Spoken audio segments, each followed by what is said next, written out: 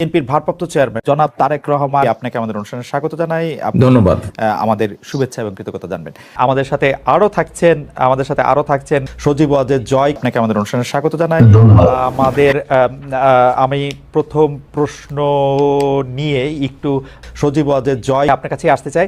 আমাদের প্রথম যে প্রশ্ন সেটি হচ্ছে যে আমরা দেখেছি যে 5ই আগস্টে ক্ষমতার পট পরিবর্তনের পরে শেখ হাসিনা পালিয়ে যাওয়ার পরে তিনি ভার্চুয়ালি একটি জায়গায় তার পরদিনই ভার্চুয়াল বক্তব্য দিয়েছিলেন, বিভিন্ন অনুষ্ঠানে অনলাইনে সক্রিয় থাকছেন, বক্তৃতা দিচ্ছেন।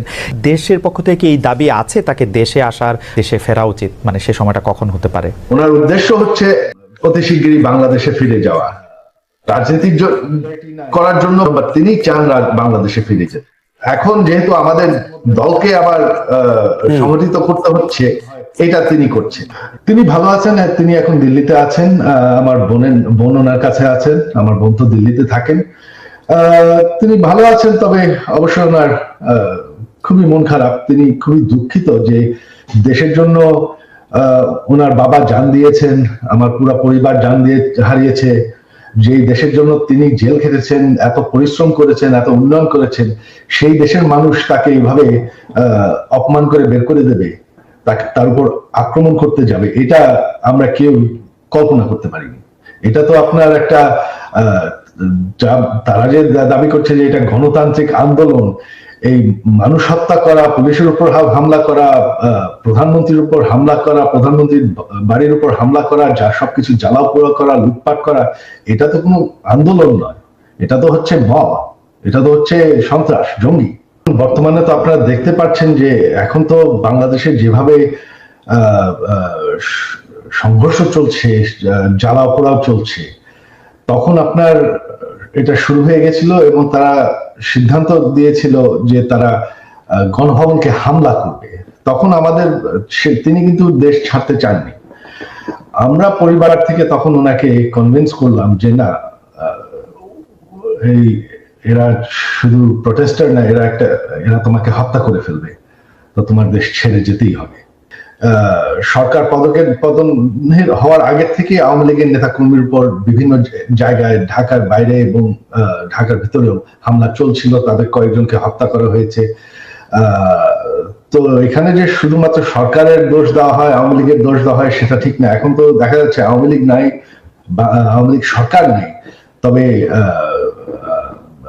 নির্যাতন তো চলছে। আমাদের সকল মন্ত্রীদের বাসা জ্বালিয়ে দেওয়া হয়েছে, বঙ্গবন্ধু মিউজিয়াম পর্যন্ত জ্বালিয়ে দেওয়া হয়েছে, যেখানে জাতির জনক বঙ্গবন্ধু এবং আমার পুরো পরিবারকে হত্যা করা হয়, যেটা একটা মিউজিয়াম ছিল, সেটাকে তারা পুড়িয়ে ফেলেছে। আমাদের নেতাকর্মী কয়েকজন এমপি মারা গিয়েছেন, অনেক নেতাকর্মীকে হত্যা করা হয়েছে।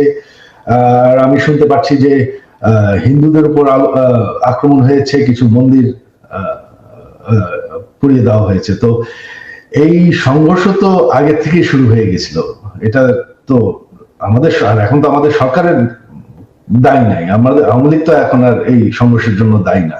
দেশের জন্য এত করেছি, এই যে গত 15 বছরে আপনারা জানেন আমি ডিজিটাল বাংলাদেশ বানিয়েছি। এটা আমার স্বপ্ন ছিল। আমি সরকার থেকে কোনো বেতন নেই, বিনা মূল্যে আমি এই কাজটা করেছি। আমি প্রচুর পরিশ্রম করেছি বাংলাদেশকে ডিজিটাইজ করতে, গ্রাম পর্যন্ত ডিজিটাল বেনিফিট পৌঁছানোর। তারপরে যদি বাংলাদেশের মানুষ, এই যে উন্নয়ন আমরা করেছি, তারপরে যদি বাংলাদেশের মানুষ আমার পরিবারের সাথে এরকম করে, তাহলে আমাদের আর কিছু বলার আর করার নেই। আওয়ামী লীগ মরে যায়নি। আওয়ামী লীগ হচ্ছে বাংলাদেশের সব থেকে পুরাতন দল। সবাই যে মনে করে যে আওয়ামী লীগের পপুলারিটি নাই, দেশে আপনার 17 কোটি মানুষ, 17 কোটি মানুষের মধ্যে এখনো আপনি যদি নিরপেক্ষ নির্বাচন হয়, আমি জানি আওয়ামী লীগ ভোটে জিতে আসবে। হ্যাঁ, 100% ভোট কোনোদিন কোনো গণতন্ত্রে কোনো সরকার পায় না। আমাদের বিরুদ্ধে যারা ভোট হেরে গেছে বা তারপর তো বয়কট করেছি, হ্যাঁ, এদেরকেই আপনি দেখেছেন যারা আওয়ামী লীগ বিরোধী, তাদেরকেই দেখা গেছে। তবে আওয়ামী লীগের যারা সমর্থক, তারা কিন্তু দেশে আছে। আরেকটি ব্যাপার সেটি হচ্ছে আমার আগেকার প্রশ্নের সাথে সম্পর্কিত, যে গণ অভ্যুত্থানের মুখে শেখ হাসিনার দেশ ছেড়ে পলায়ন, আওয়ামী লীগের নিষ্ক্রিয়তা, এক ধরনের মানে আওয়ামী লীগ দেশের রাজনৈতিক প্রেক্ষাপট থেকে বাদ হয়ে গেছে, কেউ কেউ আমাদের মিডিয়ার ভাষায় কেউ কেউ বলছেন যে একটা -1 হয়ে গেছে। অন্তর্বর্তী সরকারকে নিয়ে কোনো -2 সংখ্যা কি আছে? তবে এখানে একটি কথা রয়ে গেছে, সরকারের কার্যক্রম সম্পর্কে যাতে জনগণের সামনে একটা স্বচ্ছ ধারণা থাকে, এ কারণেই কিন্তু বিএনপি প্রথম থেকেই অন্তর্বর্তীকালীন সরকারের কাছে তাদের একটি কর্ম পরিকল্পনার পথ নকশা ঘোষণার আহ্বান বারবার জানিয়ে আসছে। সরকারের কার্যক্রম সম্পর্কে স্বচ্ছ ধারণা যদি জনমনে থাকে, তাহলে জনমনে কোন রকমের সংশয়, সন্দেহ কিংবা বিভ্রান্তি সৃষ্টি হওয়ার সুযোগ থাকে না। প্রিয় উপস্থিতিবৃন্দ, এবার আমি দেশের আমার সামনে আমি এখান থেকে দেখতে পাচ্ছি অনেকগুলো গণমাধ্যম কর্মীরা আছেন, গণমাধ্যমের বন্ধুরা আছেন। আমি সেই গণমাধ্যমের বন্ধুদের উদ্দেশ্যে বলতে চাই, তাদের দৃষ্টি আকর্ষণ করে দু একটি কথা বলতে চাই।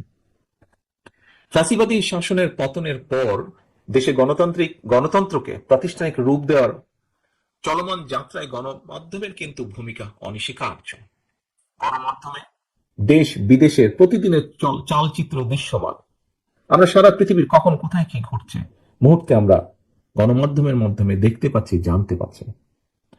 তবে চলমান এই ঘটনাগুলি যেগুলা, তার পাশাপাশি ফ্যাসিবাদী শাসনের যে দুষ্কর্মগুলো প্রতিনিয়ত গণমাধ্যমে প্রচার এবং জনপরিসরে আলোচনার কিন্তু রাখা দরকার। গত 15 বছর যা হয়েছে, জুলাই আগস্টে যা হয়েছে, এগুলো গণমাধ্যমের মাধ্যমে জনগণের মধ্যে, জনগণের সামনে প্রতিনিয়ত আলোচনায় রাখা দরকার। ফ্যাসিবাদী শাসনকালের বর্বরতার যে চিত্র যদি আমরা প্রতিনিয়ত স্মরণ রাখতে পারি, তাহলে একদিকে যেমন দেশে কার্যকর গণতন্ত্র উত্তরণের পথ সুগম করবে এটি, ঠিক একইভাবে অপরদিকে ফ্যাসিবাদ বিরোধী রাজনৈতিক দলগুলোর মধ্যে কেউ বিভেদ বা বিরোধ উস্কে দিতে সক্ষম হবে না। এই জন্য এই প্রসঙ্গে আমি ফ্যাসিবাদ শাসনের সময়কালের একটি বিষয় সম্পর্কে সবার দৃষ্টি আকর্ষণ করতে চাই। এখানে বেশ কিছু বক্তা এই বিষয়টি সম্পর্কে কিন্তু উল্লেখ করেছেন তাদের বক্তব্যে।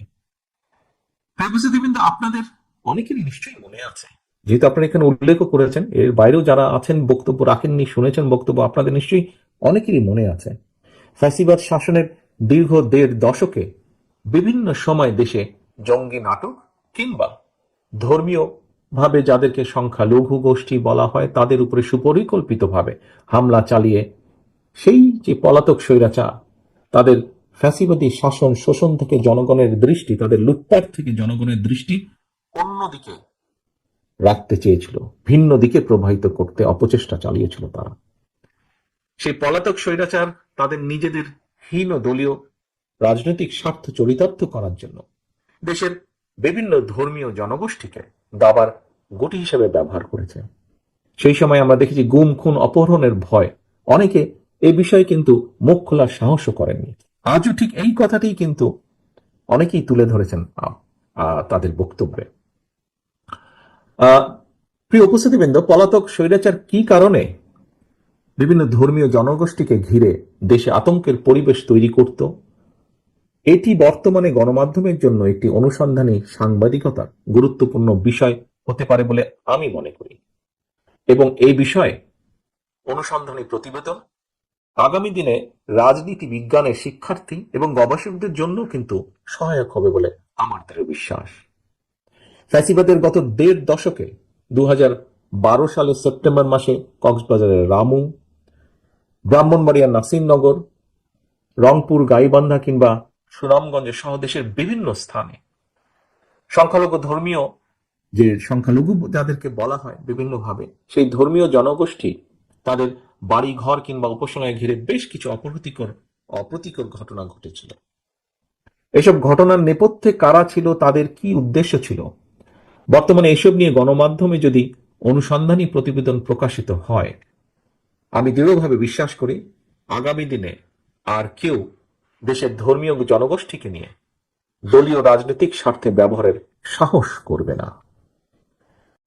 প্রিয় উপস্থিতিবৃন্দ, আগামী দিনে বিএনপি জনগণের রায় ইনশাল্লাহ রাষ্ট্র পরিচালনার সুযোগ পেলে ফ্যাসিবাদী শাসনের 1.5 দশকে দেশের বিভিন্ন ধর্মীয় সম্প্রদায়ের সঙ্গে যে অপ্রীতিকর অনাহত ঘটনা ঘটেছে তার নেপথ্য কারণ খুঁজে বের করতে সুশীল সমাজের প্রতিনিধিদের সমন্বয়ে একটি সর্বদলীয় সর্বধর্মীয় নাগরিক তদন্ত কমিশন গঠন করার পরিকল্পনা করেছে বা রয়েছে আমাদের, যেটি এর আগেও বিভিন্ন সময় আপনাদের সামনে আমি তুলে ধরেছি।